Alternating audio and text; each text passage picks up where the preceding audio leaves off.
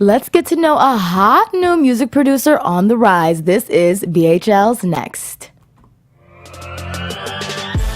You're tuned into Black Hollywood Live, the world's first digital broadcast network devoted entirely to urban entertainment and pop culture. Tune in right now. Hey, what's up, Hello, y'all? hello. We're live now with Caliveli. What's up? Yes, ma'am. What's going on? Thank you so much for coming. Thank you for having me. This is great. I'm excited. I'm excited for everybody to get to know you. You know what I mean? Yeah, Because there's yeah. been a lot of viral videos going on. We're going to get into that later. Cool. But they need to know. Sometimes people don't know the behind the scenes, of their favorite viral video.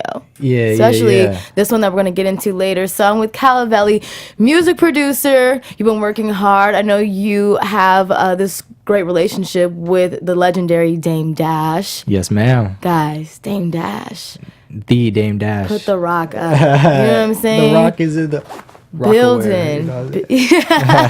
So tell me how that relationship came to be and what it's like working with him, because I know he's a man all about his business, so. Yeah. So back in 2016, I began working for Damian Young. Yes. And Damian Young used to be the program director at Power 106. Yes. So he really took me under his wing, in the studio, became his assistant, taught me the game and everything. And then I met Dame last year, I believe in July, at his Culture Vulture book seminar, and I had mentioned to him, hey, I've been working for Damian Young. He's all, Damian Young from radio, and I was all, yeah. And so I ended up putting Damian Young and Dame Dash back together. You have like two dames, like two important dames. Yeah, in your life. I mean, like, got to see too is like the last time these guys did business together, Jay-Z became Jay-Z. I know. I mean, so I know You know? Damian Young, for those who don't know, was kind of instrumental in putting out, Ja Rule and Jay-Z, and so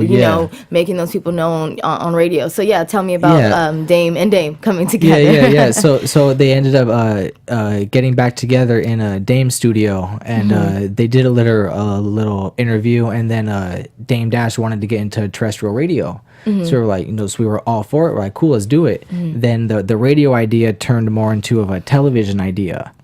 So Dame gave me a bunch of his original content from studio sessions from back in the day, to him going on trips with his family to Jamaica, to China, all this unreleased content, and he gave it to me, and I ended up programming the beta version of Dame Dash Television. Wow. So on Dame Dash Studios YouTube right now, if you go, it's DDTV, it's a 24/7 live stream of all of his programs. Each program starts right on the hour. There's commercials in between episodes. It's literally like watching TV. So Dame could visually see what his own television network could potentially look like.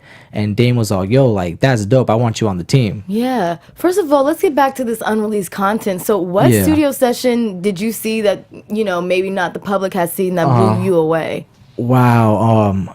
I would probably say the studio session that was the Black Keys and Jim Jones. Okay. That's where I was like, wow, this was back in I think 2009 when Dame did the Black Rock album, and I'm all, wow, Dame's getting this band, and getting a dope rapper like a legend Jim Jones, putting rock and roll with a rap, hip-hop, yeah. And with the live instrumentation, and Jim Jones doing his thing, it was like, wow, I don't want to sample anymore, I want to get in there and do some live instrumentation. So I mean, it was a lot of work, but also a lot of fun watching all the videos. Yes. So then, how did you get into wanting to do producing music and getting involved in this industry? Yeah. So probably 5 years ago, I wanted to be a rapper. Really? Sort of but I wasn't very good, I guess. But I was like, what could I do to still be involved in the process? So I was like, well, someone's got to be doing the music, for the raps, So then I learned about sampling. I studied Dr. Dre beats. I studied Kanye West beats, Just Blaze beats, and I ultimately ended up getting an MPC 1000 beatmaker sampler, and I would try to re-chop the samples the same way Kanye and Just Blaze. I would chop them Just Blaze, So so I got the feel of, you know, I don't want to say I like tried to copy their style, but I wanted to understand why they chopped samples a certain way and why they made the beat how it is. Yeah. You know, so I just ultimately just started digging in the crates on YouTube for samples, you know, and my first few beats weren't very good, but it was cool because each beat I made got a little bit better and better. Yeah. You know, and that's all I really cared about. So I just ended up having a whole bunch of my beats, you know, and I just kept them to myself, and I would give them to as many big artists as I could. That's funny. Your story is almost like the opposite or the reverse of Kanye, because he, you know, he ended up being the rapper, even though he had the music. You wanted to start off being a rapper, and you ended up producing. That's cool. So, you know, it's interesting because I feel as though you're learning from these legends, you know, at a time where hip hop was, I want to say, it was at its peak, but you're getting like so many sounds from, you know, these great artists. Do you ever feel as though like the difference, or what's the difference do you see from production back then to the production that we're hearing now, you know, even on mainstream radio? Yeah, you know, I believe nowadays to make a beat, you know, it's very simple. You know, you just pull up FL Studio, you know, and you can make a hit record in, you know, like 5 minutes. You know, and you know, sampling is not something that's done a whole lot anymore. You know, like, which is cool. You know, like people will play their own keys. Yes. You know, which is great. But you know, like, I mean, my preference is the production that was done back then, just because like I love what Kanye did. What was taking, you know, soul records. And speeding them up and throwing a drum loop over it, you know, like that's just what I love to listen to. You know, it's my personal preference. Yeah. But like, it's for example, like for like the track that everybody loves by Tiana Taylor. I don't even, you know what song I'm talking about. And then he like sampled "I Gave to You" by the Delphonics and just like, you know, twisted that whole thing. And like, he's very known for doing that. And you can even listen to like the songs with him and Jay-Z with the Otis Redding. And, you know, he's definitely known for doing that. You know, and Kanye, does that open your mind up to different, I guess, eras or genres of time in music to sample from? Oh, definitely. You know, I've always been sort of an old head when it comes to hip hop. Yeah. You know, and production and everything, but to like see its transformation throughout the years to what it is now. You know, like I've really started to see, you know, sampling come back maybe a little bit. You know, shout out to Murda Beats. You know, he did the Drake record "Nice for What." You know, he took the Lauryn Hill sample. You know, and got it popping. Like I said, like that's what I love to hear. Why do you think people have stopped using sampling as much? I think because probably most of the better samples have already been used. I guess, you know, because there's always, so, you know, I always feel like such hidden gems too. Oh, definitely. Like we're gonna get into it later, but you know, 2 Chainz just dropped his album recently, and he has a song on there with him and Ariana Grande, which I was really shocked to find out that the song, when I was listening to it, was a sample from an A. Marie track off of her first debut album. You know what I mean? And I was like, what? Like, but it was shocking to hear because, you know, it was like you don't hear samples a lot, or all, like you said, the samples that you do hear, they've kind of been overdone, or it's always like the same sample and not something that necessarily everybody's really, you know, familiar with. Yeah, so like what I would do was I would, you know, try to remake a Kanye beat or a Just Blaze beat so I could understand the process. Then I would go digging for those gems, you know, and try to find, you know, a song that, you know, hasn't been sampled yet before. And you know, like, it's hard. You know, it's a lot of digging, you know, a lot of research about artists and everything. But, you know, like, I think I got a couple that are like that, you know, and those are the ones that I ultimately ended up playing for Kanye. That's crazy. You know, so it was a dream come true. It was a dream come true. Yeah, let's get into that, because now you're working with Kanye. We saw, like I said, this viral video that I already had seen, because now he's doing this Sunday service, you know, where he's putting out music on Sunday, and it's just... It's a beautiful. whole vibe. It's beautiful. It's a whole beautiful vibe. And I feel with a lot of like controversy and everything, a lot of people sometimes, you know, not necessarily focus on the music, or maybe you get so wrapped up into that they forget that Kanye at the end of the day, you know, still is a very talented person, and, you know, is definitely just amazing. As far as like what he can do lyrically, you know, crazy. So let's talk about these videos. You were in the studio with Dame and Kanye. Was this your first time interacting with Kanye, or have you interacted with him before prior to this? This was my very first time Really? interacting with Kanye West. Yeah, and What was that like? Man, it was really funny. Dame texted me in the morning, like Kanye's coming in, I want you here. I was like, all right, dope. So I show up, and Kanye and Dame, they talking, whatever. And then Kanye's sitting there on his phone. And I'm like, man, like, this is my opportunity to tell Kanye, I make beats. But the thing is, I've never really looked at Kanye as a rapper. I've always looked at him as Kanye, the producer. Because he has produced some tracks. I mean, because I love the records he did for Jay-Z on Blueprint, for Beanie Siegel, for Talib Kweli, so and even like some of his like R&B tracks, like, and a lot of people don't even realize like some of the R&B tracks that he produced for like even like women like Keisha Cole with her first album, Alicia Keys, like so many people, and he crazy. So that's crazy that you do look at him as a producer instead of a rapper. So like my ultimate goal was I wanted to play some beats for Kanye and just get his feedback about it. He might say, oh, it's kind of whack, or change the drums on that, or I changed the sample, whatever. So I ended up walking up to him, right?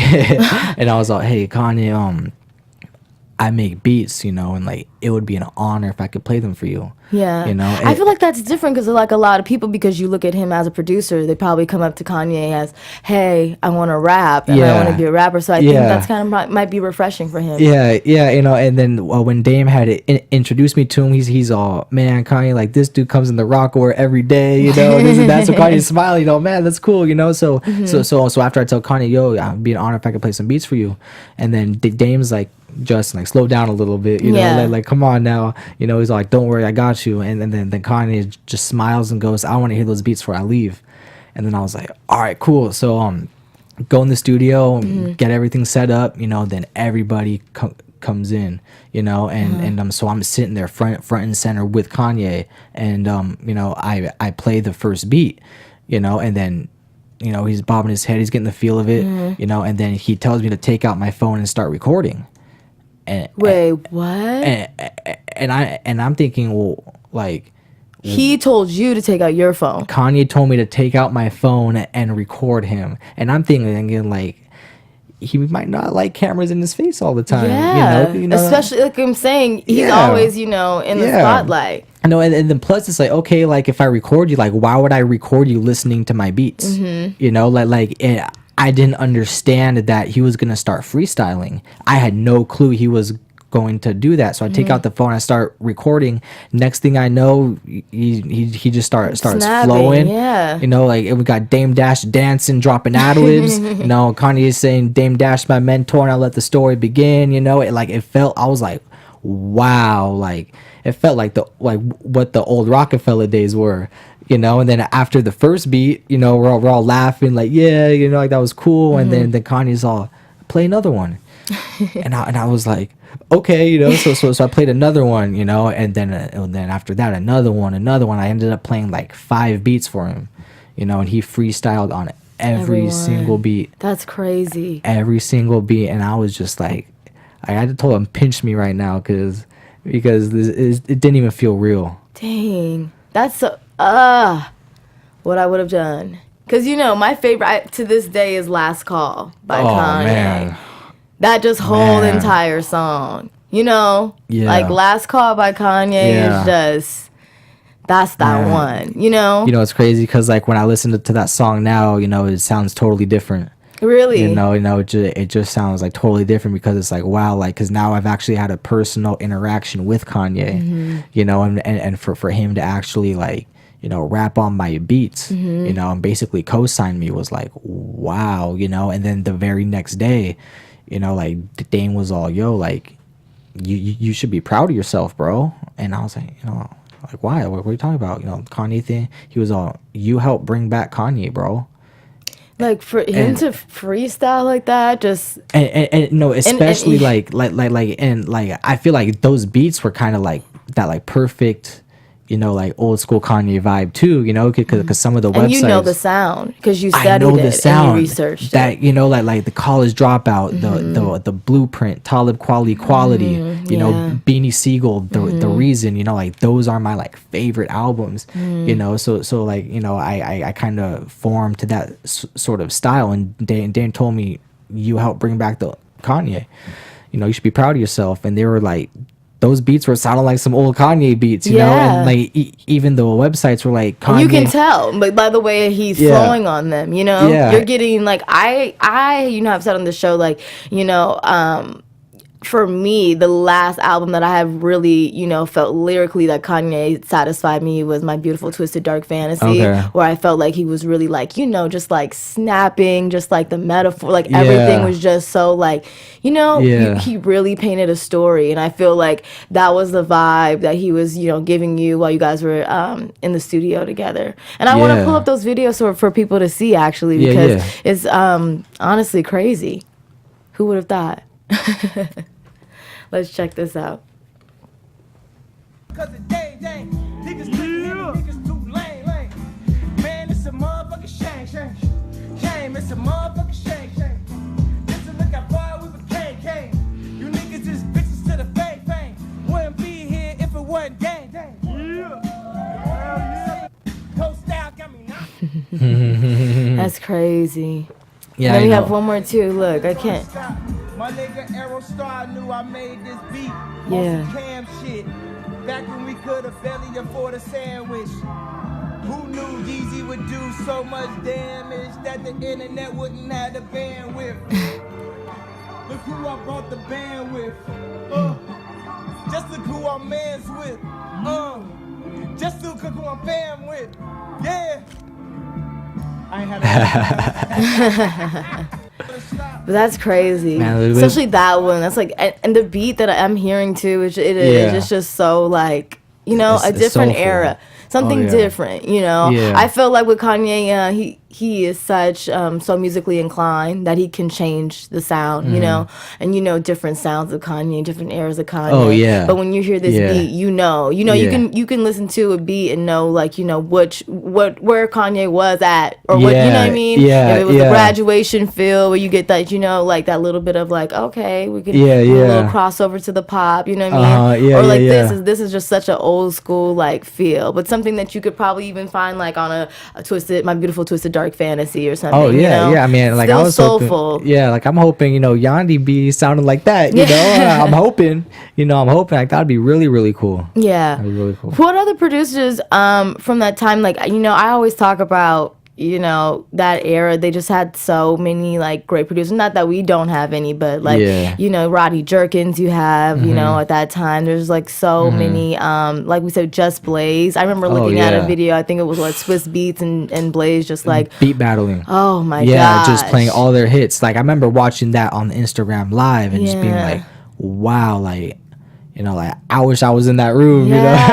And then you have, like I said, like the Brian Michael Cox and like, you know, so many talented producers. But what do you think sets you apart from the producers that we're seeing today? Wow, like, I would say really just bringing that soul back. You know, just going back to those soul, I mean, not even necessarily soul samples, but that soul vibe, you know, because, you know, I feel like the song starts with the beat, you know, so like I want rap music to, I guess, become more educational, you know, and really, you know, teach people, like, and really telling the story. You know, like on some real life stories and, you know, like situations, you know, because, you know, like you could sit in the classroom and listen to a teacher bore you to death about all these facts, or you could listen to a rap song that speaks those same facts, but it's in a more entertaining fashion, you know. So like I want to bring those like soulful beats and those real deep beats to like really, you know, inspire rappers to get on that sort of vibe. Although, I mean, you know, I still like and respect, some of the new stuff that's out today. It's just like there's a time and a place for it. Yeah, you know what I'm saying? Like those really soulful beats, they might not be popping in the club like that. They're not. But but like that's cool. There's a time and a place. Exactly. And then another thing too, we were talking about, last call and everything. In that song, you hear Kanye talk about his struggle or his, the things that he had to overcome to get to where, he is now, or, when he got his chain, essentially. Yeah. But when we look at you and your path, you're young, grinding, doing the same thing. How were you able to let these people, the Dame Dashes of the world, the Kanyes, how were you able to get them to listen to you? Because Kanye was trying to have people listen to him for a very long time until they finally did. Same with like a lot of other artists. J. Cole has talked about trying to give his CD out to Jay-Z when Jay-Z didn't even know him. So how were you able to get somebody to be like, hey, listen to me? And because there could be 100 people in the room talking, but you're saying something that's different, that's making them pay attention. So what do you think that is? So basically how I allowed my voice, or I guess forced my voice to be heard, was I did everything that other people didn't do. I did not use social media to push my music. Why? Because that's what everybody does. So I was like, you know what? I'm gonna push my music in person. So what I would do is, for example, Talib Kweli, shout out to Talib. I would go to his shows in LA, but instead of going through the front door like the rest of the people, I would go behind the venue and wait by the back door. Wow. Because I knew that's where he would be entering. So I would do it it's face to face, and I'm physically handing him a thumb drive of my beats, and if I'm lucky, I could say a couple things to him, because I know he's a busy dude, he has a show, so I'm like, because you could email people beats all day, but the email box is filled. But the email box is filled. You can't do anything when somebody's right there in your face. Because if you're face to face with someone giving them beats, it's more likely they'll actually remember you. I couldn't force him to listen to any of the beats, but I did everything in my power to get those beats in his hands. So every time he would have a show in LA, I would always be right back there waiting, and sometimes the shows were 21 and over, and I'd be 19. So I had no choice but to be, but to be back there. So like 3 or 4 times. How many times were you doing that? Man, I've probably done that maybe 6 or 7 times. And that's just for Talib Kweli, or for other artists too? For other artists as well. For Talib, I'd say maybe 3 or 4. Wow. And I remember one time I was too young to get in the club to give Ja Rule beats. So I remember and the club's popping all night, and I didn't know what time he'd be showing up. So I literally stood there for probably like 10, 11 hours.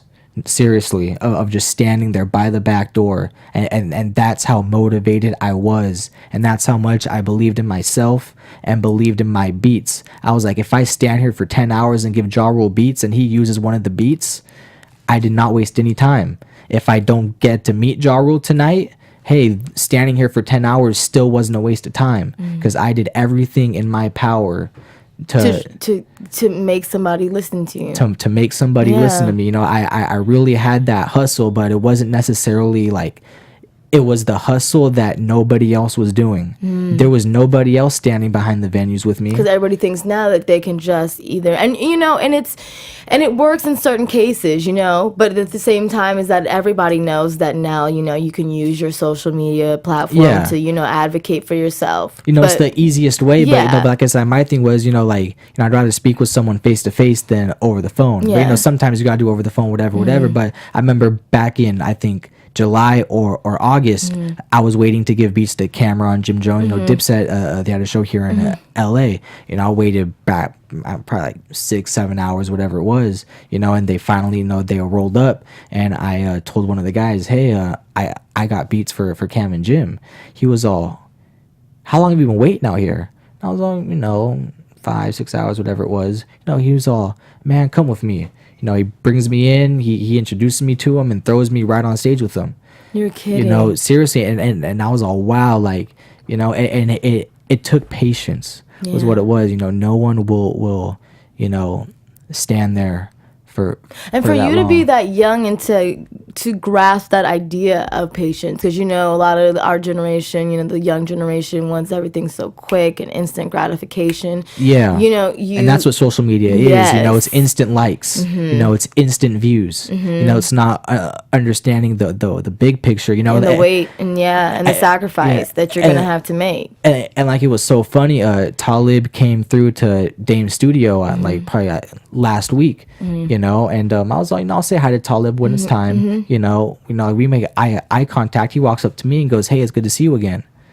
He remembers me from waiting behind those venues to give him beats, and now he sees me here in the studio with Dame Dash. And then I showed him the article about me and Kanye, and I'm sure he was. I mean, he told me, "Send me beats right now." Send me beats. So it's like all of that, patience and that doing the work that no one else was willing to do. It's really starting to pay off now. What are you learning from Dame? Because I know he has so many gyms. He's been in the business for so long.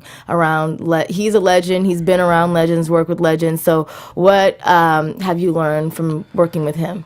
Man, it's Dame has that strong boss mentality. So when you see Dame making boss moves, like pause, it really rubs off on you, like, whoa, like that's how a boss moves, that's how a boss thinks, this is what a boss does in that situation, and so it's really just watching Dame and listening to him and just watch how he moves. Because ultimately, he always says, I bring in soldiers and turn them into generals.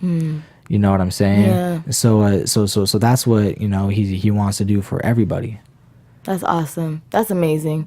Well, you know what? While you're here as my guest, you're going to be my co-host as we get into some new albums that dropped this week. We kind of already talked about it a little bit, but guys, Solange dropped her album While We Wait, and it is, honestly, I'm feeling it right now. She has a different voice, I feel like, that's different from what we're hearing as far as like musically, you know what I mean? As Solange, her music is just very like neo soul. I really love it. Yeah, see, like that's something, because like I know a lot of things, but there's a lot of things I don't know. Yeah. So like the past like few months, I've been really trying to open my mind and get out of that early 2000s era. Yeah, but it's hard though, because it's so many gems though. Yeah. And the catalog of music from that time is like you can be stuck in there forever. Yeah, so I'm at the point now where it draws you back in, because even when you're out of it, like sometimes I'll be, because I am the same way, like sometimes I'll be in it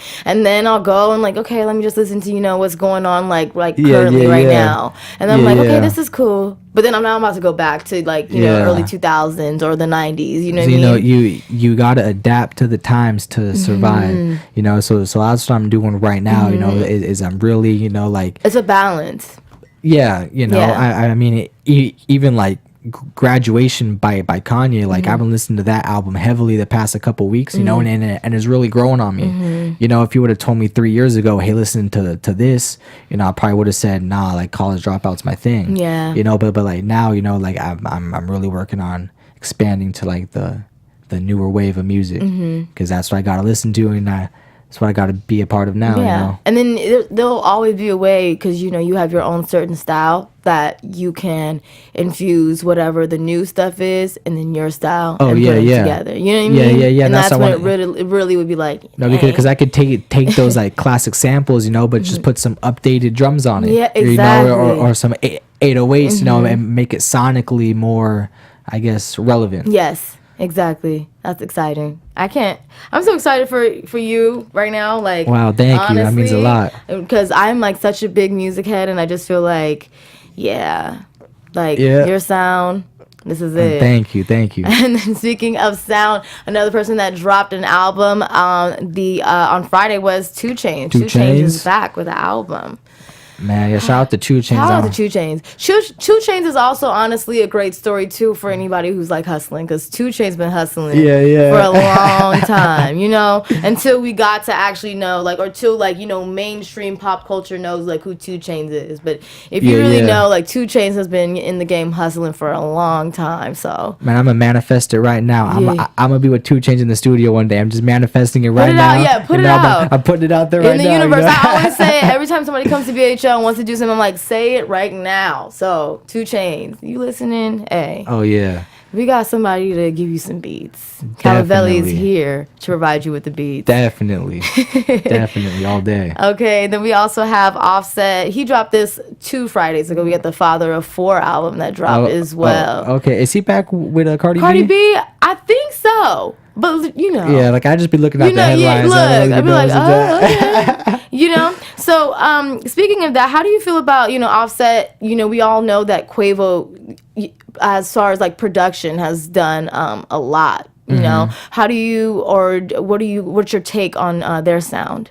You know, I mean, like, you know, it's cool. I mean, like I was a fan of the Migos first time I heard them. I think it was like Pipe It Up, I think it was called by then. Yeah. You know what I'm saying? Like, I was watching the Super Bowl a few years back, you know, and that song I think played on a commercial or something. And I'm like, man, like, who is that? They're like, yo, it's the Migos. Yeah. The Migos, you know, I did some research about them. Like, wow, like, I think there's 3 of them, right? There's 3 of them. Yeah. So, I mean, doing their thing. Yeah, you know, they cool. are. And they've had that type of sound that I feel like everybody, like you're saying, is now coming up with a new sound that's not sampling, that's not, you know, anything like we've ever heard. Yeah. I mean, like, I challenge them to get on, like, you know, a little soul sample or something. But I think the was it the 21 Savage song? Oh yeah, J. a lot. Cole. Yeah, that one a was lot. And I feel like the Migos could definitely get on a song or a production like that for sure. Yeah, like that'd be hot. You know, like, there's a lot of great producers out there nowadays who make really hot, like, original beats. Yes. But could also sample. Yeah. And make some hot beats. Yeah. You know, so like that's what I'm saying. Like FL Studio, like, I think is the new wave. Yeah. You know, because I'm looking at that like, wow, like you could do a lot of cool stuff in that. You know, a lot of cool stuff. Like, I just be using an MPC 1000 and running into Pro Tools. You know, it's all like I said, you know, not only like with listening to music, I got to keep up with the times, but also the actual, like, production wise. You know, I got to keep up with the times as well if I want to compete with all these, you know, very talented producers. Yeah. Oh gosh, I'm just so excited for you. You have so much coming. What can we look forward to from you in 2019? You know, the year just started.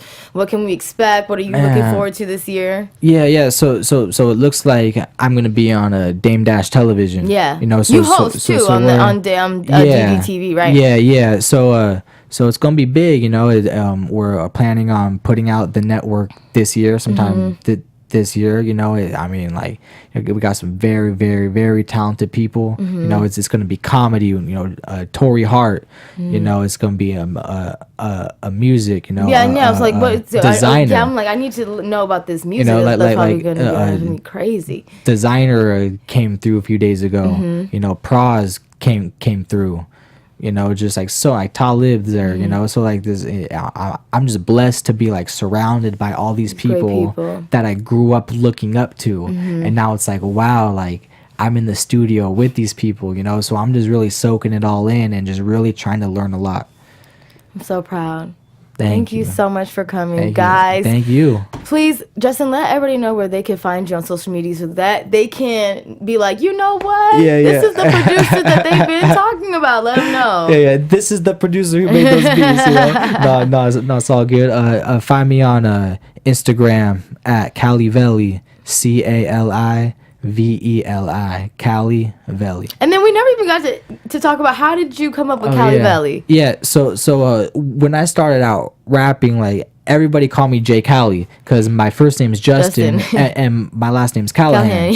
You know, so it was like J Cali, but I'm like, you know what? Like, there's too many J Calis. Yeah. You know, I got to do some original. You know, so I'm like, you know what? Like, I'll keep the Cali because my last name is Callahan. Plus, I'm from California. Yeah. And at the time, I was really, really heavy on Tupac's Don Illuminati album, you know, the Machiavelli. Yeah. So I just, you know, shout out to the Outlaws and Sinatra. You know, I took the Veli from Machiavelli and just put Cali and Caliveli, and then luckily that Instagram handle was still open at the time. This is probably like 7-8 years ago, right? So yeah. Dang. Been Caliveli ever since. Caliveli. So guys, Yes, please ma'am. make sure to follow him and all that he's going to do. I see a bright future for you. So Thank excited. you. It means a lot. Congratulations on everything. Thank you so much. Guys, it's been BHL's Next. I'm your host, Rhelin T. You can follow me at Rhelin Taryn on Instagram and Twitter. And follow all things Black Hollywood Live at BHL Online. I will see you guys next Sunday. Thank you so much, Justin. Thank you for having me. This is great. Thank you. On behalf of our BHL staff, we would like to thank you for tuning in to Black Hollywood Live, the world's first digital broadcast network devoted entirely to urban entertainment and pop culture. Check out our Black Hollywood Live YouTube page for even more great programming and amazing content, and be sure to subscribe and like our channel when you do. I'm your BHL host, Nakia Monet, and you can find me on all social media at Kiki Boom Boom or at Black Hollywood Live. Black Hollywood Live, Hollywood redefined. The views expressed here are those of the host only and do not necessarily reflect the views of BHL or its owners or principals.